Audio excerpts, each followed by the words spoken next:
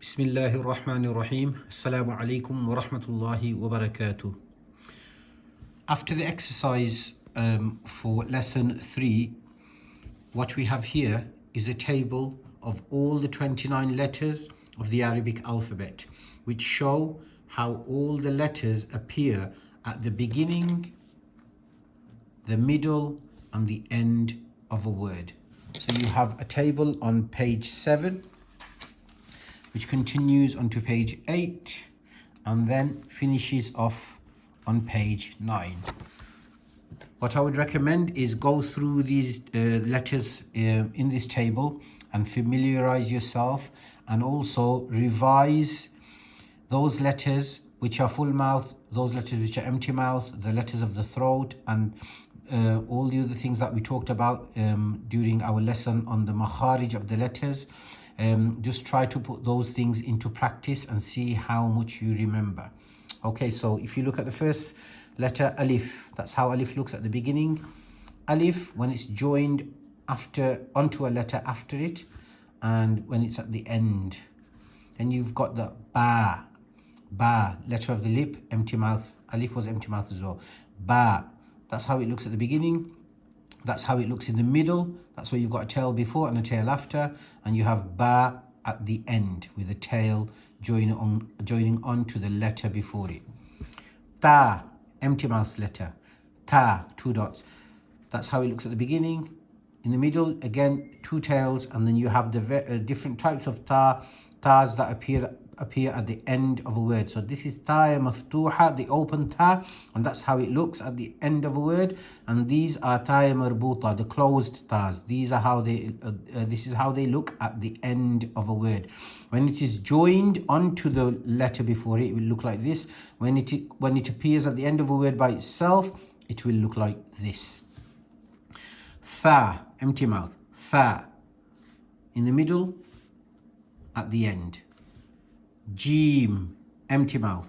Jim, in the middle, tail before and a tail after, and jim at the end. Now there's a tail that's joining onto the jim. That tail actually belongs to the letter before it. Ha, one of the letters of the throat, the sharp ha. In the middle, at the end. So you've got the ha, but with the tail stuck onto it, which belongs to the letter before it. Kha, another letter of the throat. Kha, full mouth. Kha. Dal, empty mouth. Dal and dal. This is how dal looks in the middle of a word, because dal will not join onto a letter after it, but it will join onto the letter before it. This is how it appears at the end. Dhal is similar to dal. Dhal, empty mouth. This is how it looks in the middle, because it won't join onto a letter after it. And dhal at the end of a word.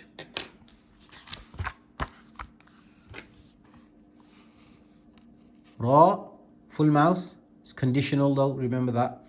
When there's a zabar or a pesh on top, it's full mouth. When there's a kasra, when there's a zair underneath it, it's empty mouth.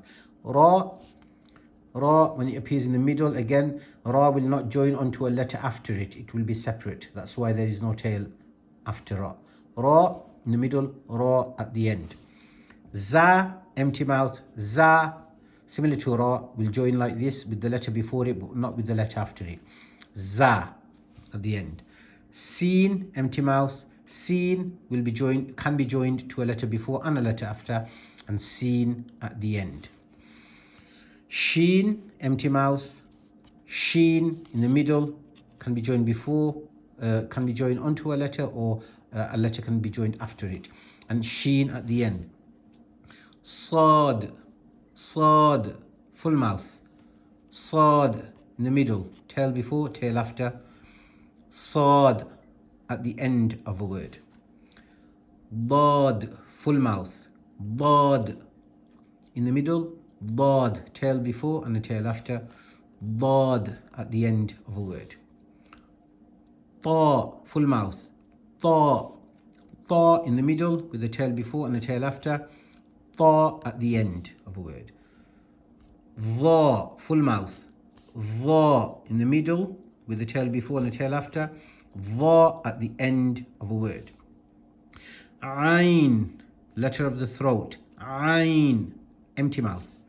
Ain in the middle with the tail before and the tail after. Ain at the end changes slightly. So it doesn't look like the original Ain anymore. It changes because of the tail of the letter before it.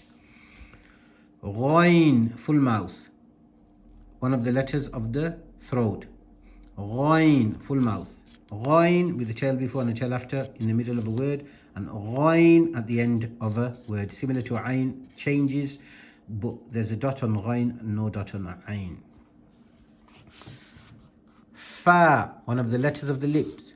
Fa and its empty mouth. In the middle, fa at the end. Qaf, full mouth. Qaf.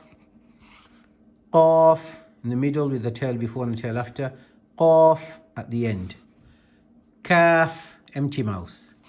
Kaf in the middle of a word. Kaf at the end of a word. Notice that there is a mark on the kaf when it appears at the end of a word. However, it is not there when it's in the middle or the beginning. Lam, it's not an alif, it's a lam because there's a curve after it and it will join onto the letter after it. Alif will not join onto the letter after it. Just remember that. This is a lam.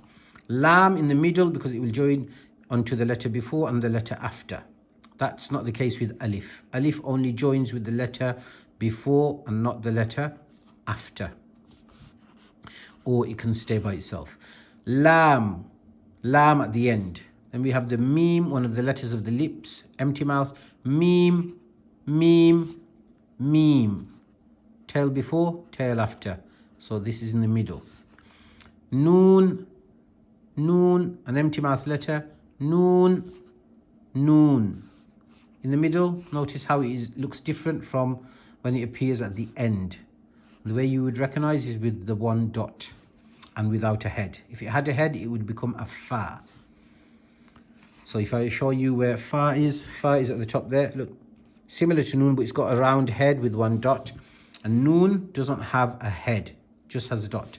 Then we have the wow, empty mouth, wow in the middle because wow does not join on to a letter after it. There could be letters could appear after the wow, but it will not be joined onto the wow. And then wow at the end of a word. Wow. Ha, a deep ha, very different to ha, which was on the other page. This is ha.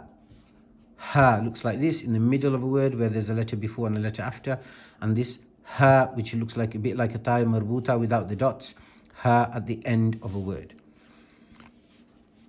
Ya, ya with the two dots underneath. Ya in the middle of a word with the tail before and the tail after, and you've got the ya at the end of a word. Ya.